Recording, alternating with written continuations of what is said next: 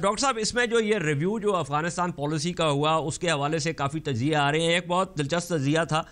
जो कि पिछले दिनों आया हैल ब्रांड्स का, जो कि जॉन्स हॉपकिंस में पढ़ाते हैं। उसका उन्वान था the Afghan mini surge has a strategy deficit. और उसके अंदर वो ये कह रहे हैं कि ये जो मिनी सर्ज है, इस मिनी सर्ज में क्या पहले तो ये देखना है कि कामयाबी की तारीफ़ क्या है। अगर तो कामयाबी की तारीफ़ ये है कि ये जो तालिबान हैं इनका ख़ात्मा कर सकेगा या इनकी क़ुव्वत जो है उसको मुंतशिर कर सकेगा, तो फिर तो ये मुमकिन नहीं है। लेकिन अगर ये किसी तरीके से हालात को वहाँ तक ला सके कि जहाँ पे एक पॉलिटिकल स्पेस और प्रेशर क्रिएट हो सके कि जिसमें जो तालिबान हैं वो बातचीत के लिए आमादा हों, तो फिर शायद इसकी कोई कामयाबी की उम्मीद की जा सकती है। Would you agree with that assessment? जी, वो न सिर्फ ये असेसमेंट एक्यूरेट है, बल्कि मैं तो ये कहूँगा कि जनरल मैटिस की जो टेस्टिमनी है जिसका भी आपने हवाला दिया, उसके अंदर भी उन्होंने क्लियरली ये कहा है कि the US forces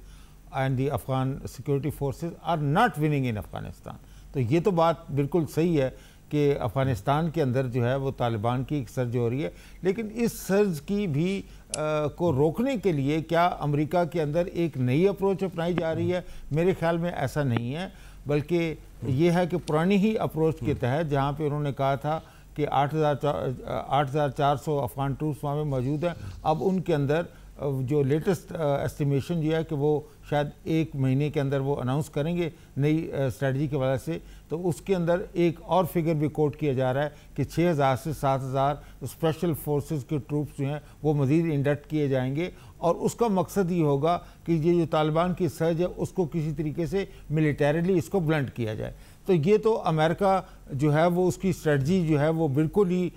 military means की है, लेकिन military means does not mean कि अमेरिका की जो ट्रूप जो फुट सोल्जर्स हैं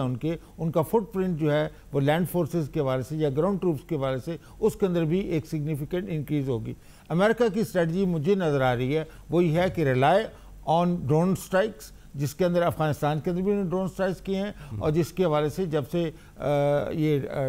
ट्रंप साहब पावर में आए हैं तो ये तीसरा बड़ा हमला है जो कि हंगू के हवाले से, जिसकी मोस्ट एक रिसेंट इंस्टेंस है। And then they rely on the air force. आपने मदर ऑफ ऑल बॉम्ब्स के इस्तेमाल की बात की, वो मेरे ख्याल में एक ट्रायल रन था, और इतलात ये हैं कि उसके हवाले से बहुत सारे ऐसे अमेरिका के पास मिलिट्री बेसिस जो उनके अफ़गानिस्तान के अंदर हैं वहाँ पे उनके पास इस किस्म की ताकत मौजूद है।